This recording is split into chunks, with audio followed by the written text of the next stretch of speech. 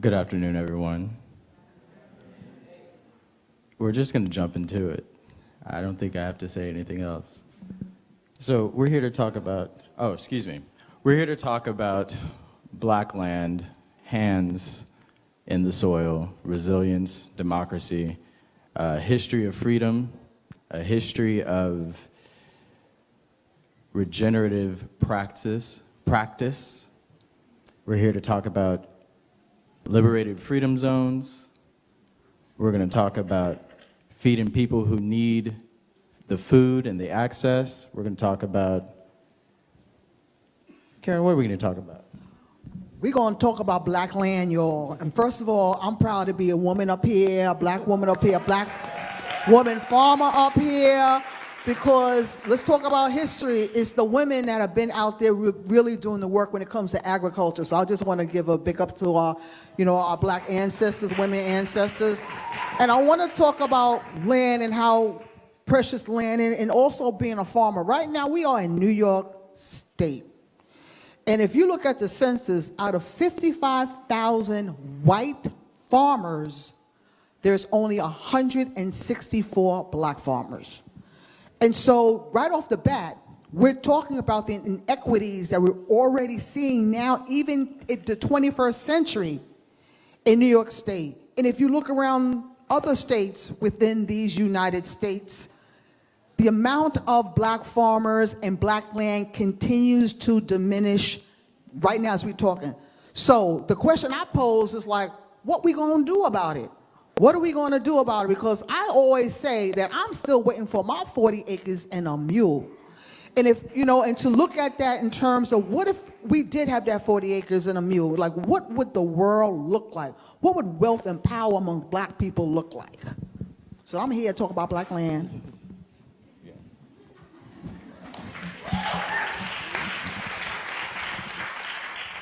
Ed, what are we going to talk about? I want to talk about Black land in the context. I want to talk about Black land in the context of us thinking about what is sacred on the one hand and what is instrumental on the other, because I think it gives us a good insight into what is wrong with the existing system within which we live and what might be important features of that which we must build. Thank you. Jalal? All that sounds great. I want to talk about all those things. My point of view comes from an abolitionist, like she mentioned. So what is abolition, reparations, repatriation? How do we talk about all those things that are not being talked about on a wide level? So what does that look like on a local level, regional level, national level, world level? Like, how do we actually get reparations for our people that have been like unjustly treated throughout the history? So that's what I want to talk about. All right. So, because I have one question on my mind at any given time, which is how do we sustain the celebrations of the Commons, I really want to know, what is it that the Commons means to you all? Because I know you're out there. Who wants to go first?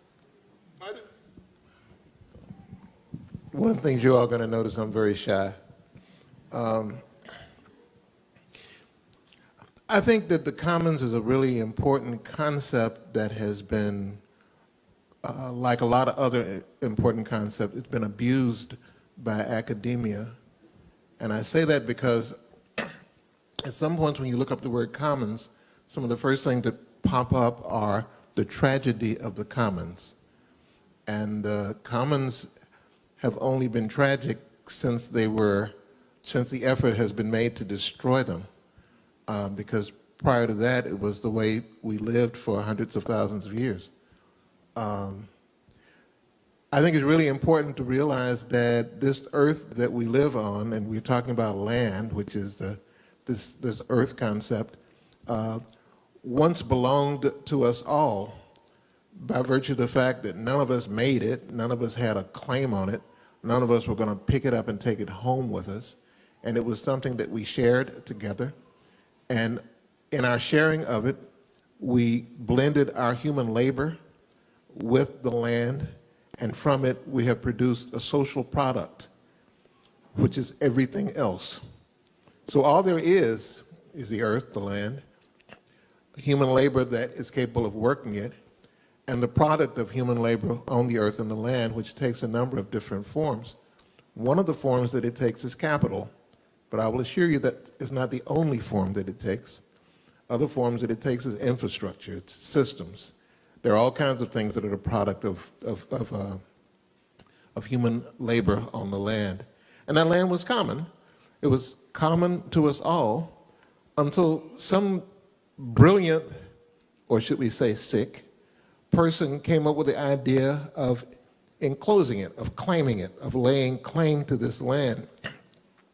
Land that in many cultures cannot even be owned. In many cultures, people will say, you can't own the land owns you.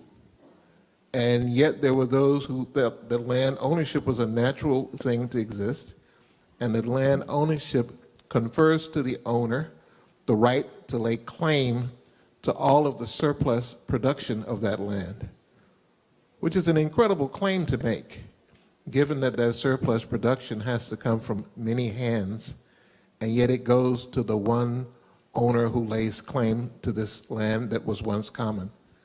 So the tragedy is that some academic passed off an idea not all that long ago that that won't work. It's, again, in spite of the fact that it's how we live for well over 100,000 years. But now this notion that it won't work leads people to say that it is necessary for land to be privately held in order for it to be efficiently used. And if we look around us, what we see is anything but efficiency in this world of selfish, greedy, private ownership of land. And I think that part of our task in reestablishing the commons is to go back to a much more humane way for people to live in coexistence with each other, and again benefit from the land in such a way that we, the workers of the land, are able to enjoy and utilize for ourselves and for those who come after us the product of our own labor. And it is being separated from the product of one's own labor that became at one point a functional definition of what it meant to be enslaved.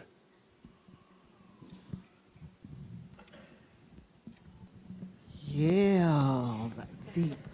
What I like to also add is the fact that, and also to talk about what Ed has been saying, if you think about indigenous culture, we never owned anything. So our forefathers, our ancestors never owned land, we never owned seed, we never owned animal, and we never owned people. And until we started looking in terms of land ownership and also looking at food in terms of a commodity and place value on it, then the capitalistic system came in whereby instead of being an incentive for people to, quote, own something, it was a system that came in and started to extract. And so then how do we move forward from that extractive principle and thinking about land ownership in a way where people together, in terms of a collaboration, work the land, and that the resources are not extracted, but come back into the community, and the community as a whole benefits from it. Yeah, I think what comes up for me is actually like doing the work. The commons feels like, you know, that makes common sense, but it actually doesn't work when we've been conditioned to not live in a common way with each other. So I think what has to happen is a conversation on how do we actually not only create common land and talk about what land sovereignty looks like, but how do we build relationships with each other that are more in a sovereign way where we depend upon each other, the interdependence that hasn't been happening. Yeah, I think, yeah. Yeah, no, I mean, just to continue in with the train that we have going on here, I think we talk about the commons, and the commons is very much a concept. right? We can impose that concept onto a space, but it is truly through practice, through our relationships, that the commons emerges. And I mean, we don't really talk about the practice of the commons. We don't really talk about what we're doing in that space as much, except for when we get into a space of talking about cooperative economics, right? We talk a lot about the commons or about collaborative work in cooperative economics. But we also don't really talk as much as we can engage a theory, a global theory of the commons. We don't always talk about what that looks like locally. We have a lot of conversations about local economies, but not necessarily a local commons, and how it takes more than just an institution, but it takes people reaching out as people, not as organizers, but as people who are organizing. That's a practice of the commons, to recognize that you are a person engaging in something, a common activity, right? Which being, yes, Karen.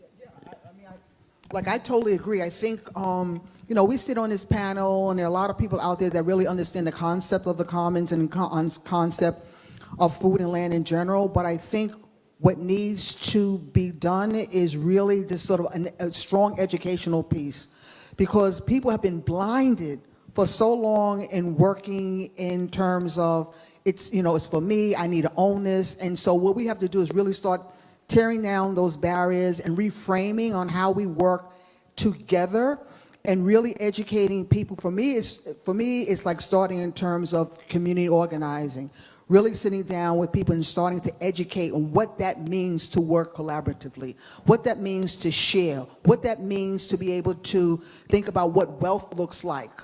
Wealth within a community for so long, wealth and resources have been extracted. So then how do we sort of start talking about in terms of gathering our resources so that, and also our governance so that we become self-reliant, self-sufficient in a way that it impacts everyone, and then everyone has a voice and everyone has an opportunity to participate. Right now, that's not happening. We're in this capitalistic system where it's all about I and it's all about me. And so for me, it's really getting into my community and taking down those layers and starting having that conversation about the strength that we have, and also changing the lens on how people look like people like me that live in low-income neighborhoods for so long. I'm going to slow down. For so long, have been stigmatized as a group that doesn't have self-worth. But when I look at my community, I see the richness and the wealth that they have, because for so long they have been doing so much with so little resources. Doing so much for so long with so little resources is something Black folks have been doing on this land for a really, really long time. And before that time, before some of these concepts, before this language entered this space, we know that other people were doing these things for a really long time. I want to know if any of you would like to speak to that a bit, and then maybe link that to some of the local work that you're doing in your spaces. I'd like to speak to it, and I will try to be able to link it to local work. I don't stay home very much, so sometimes my work is over the South, and sometimes it brings me up to Kingston, New York, where I've never been before. But I really want us to think about this idea of what is sacred, because I know many of us who know about other cultures different from the American capitalist culture recognize that different things are held sacred by people, and in many cultures the land and animal life and air and water and sunlight are all held to be sacred. Animal life, human life, they're all held to be sacred.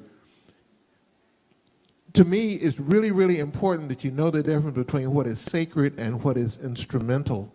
Because as I have read histories, I was reading this history of Europe one time, and they were talking about the history of Europe since World War I. And they started talking about what Europeans did relative to the African landmass and what Europeans did in Asia, and Europeans' efforts to hold on to some of the colonies in the Western Hemisphere, and Spain and it losing its empire. And I'm realizing, oh, you're just talking about what Europeans did in this context where everything else in the world was instrumental to that history. That the active component of that history was only a group of people in one part of the world. My contention is it wasn't even all of them. It was really a history of European capital, and those institutions were required to concentrate that capital in the handful of hands that it was. And even parts of Europe were held to be instrumental, simply tools for something else. The land itself, and again, I want to say something about land, water, and air, because we talk about land as though it is uniquely important. And while it has its own special role that it plays, it's quite frankly no more important than is water and air. The difference between land, water, and air is that land has been more completely commodified. It has been converted into something that is bought and sold, in spite of the fact that a lot of cultures would have never thought about doing that, thought it was an abomination to even dream of buying and selling land. Water is life. Air is the essence on which we require. We can't make it but a couple of minutes without air. We can't go but a few days without water. And so they're not less important. It's just that nobody is right now, except in the case of water, buying and selling it. And again, they're moving to do this even with air. So the effort, if you were to leave the control in the world in the hands of the ones who have brought us to where we are, there would be a point in the near future in which water and air, much like land, is commodified, bought and sold, and those who don't have the wherewithal to be able to buy enough of it will die. Right now we have a system where it is perfectly legal for the people who own private property that other people require in order to stay alive to deny access to that property to those other people in such a way that the other people will die. That is legal in this country right now as we speak. Because if you own a factory that people need to work in order to pay their bills or buy food, and you say, it's mine, I want to close it because it's not making me enough profit, then you can close it. They can't work, and they're hungry. And if you don't believe me, you can look in the past at the scenes outside of the factories as they were being shuttered in Gary, Indiana, in Detroit, and any number of other places where there were people perfectly capable of working and being productive who were denied the opportunity to do so because the owners of those places didn't feel they were making enough money to warrant leaving them open. So already we have this thing where private property allows a handful of people to be in control of the life and death of masses, all right? So this land that we're on now, and I'm reminded of it as I drive into upstate New York. I drove up from the airport in a rental car. This land once, and not all that long in the past, was the proud hunting grounds and planting grounds and burial grounds of a proud people who wouldn't dream of selling it, but they knew how to use it and use it well for their needs and interests. The invaders who came in took advantage of the fact that there were some people who were suffering from disease, other people who were migrating to other places, and other people who could not withstand the might of the military apparatus that they were able to bring to bear, took and seized this land, claimed it for their own, and set up the condition from then on in which people could use it to stay alive or not use it and have to die or move someplace else. And again, as we all understand history, people were pushed further and further away toward less fertile grounds, toward places that had less spiritual significance, to places that were to them less sacred. And this sacred layer was taken and seized by somebody who no longer held it to be sacred, but took it as being simply instrumental.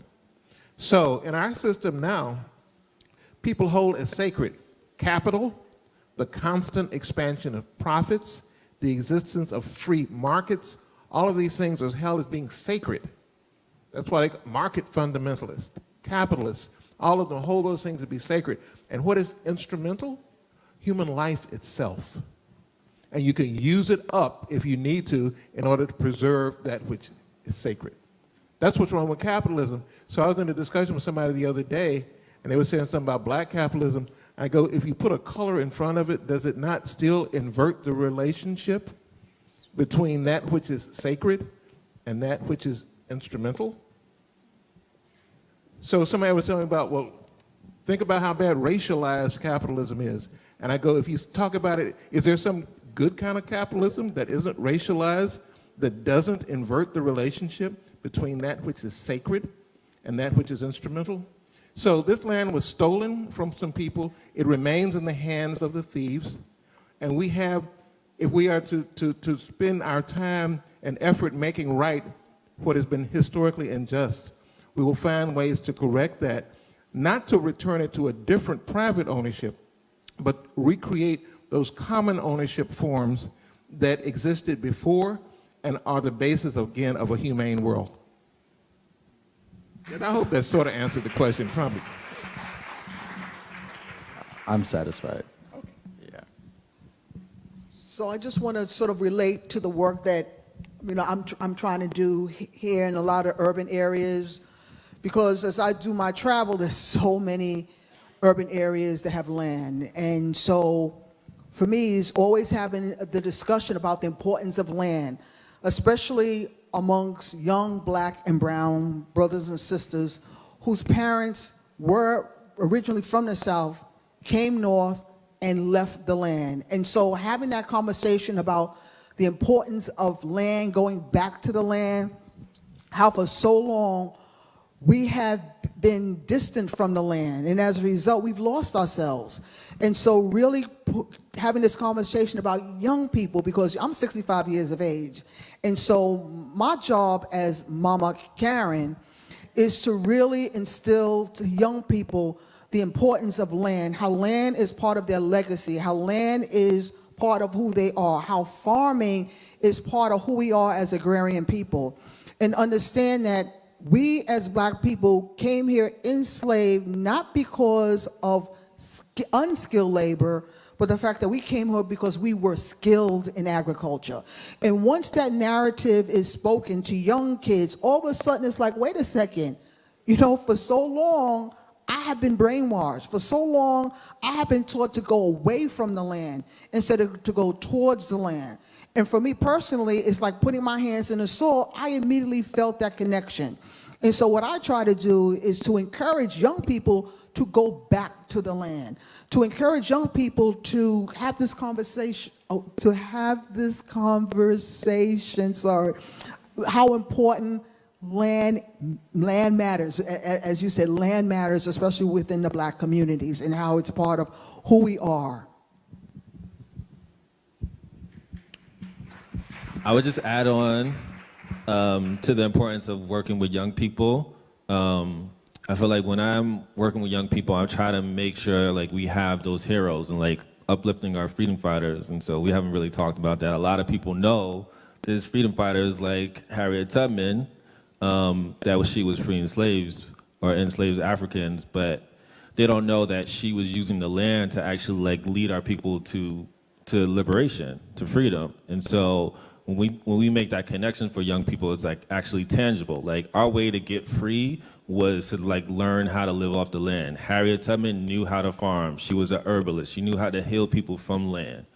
If she didn't know how to heal people from land, we wouldn't be able to actually get our folks free.